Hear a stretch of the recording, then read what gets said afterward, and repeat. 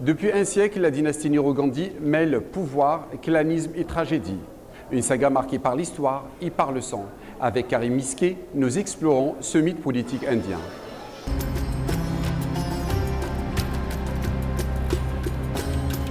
Pour comprendre le destin extraordinaire de cette famille Nehru-Gandhi, il faut remonter au fondateur Motilal Nehru et à ses origines sociales et voilà, de caste, parce qu'en Inde la caste c'est très important.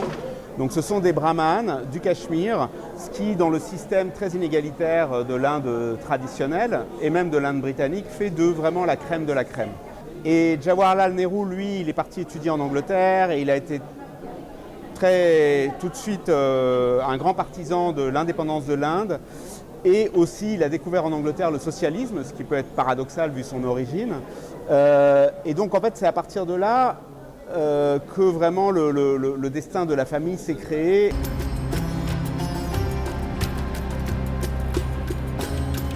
Il est clair que le fait que Indira Gandhi ait appris auprès de son père, puisqu'elle a grandi avec lui pendant toute la période de lutte pour l'indépendance et de conquête du pouvoir, elle a appris tous les trucs en fait. Elle fait instaurer par le président de la République, elle l'oblige à instaurer l'état d'urgence et du coup elle reste au pouvoir, il n'y a plus d'élections, elle emprisonne des centaines de milliers d'opposants et l'Inde pendant 2 ans devient une dictature.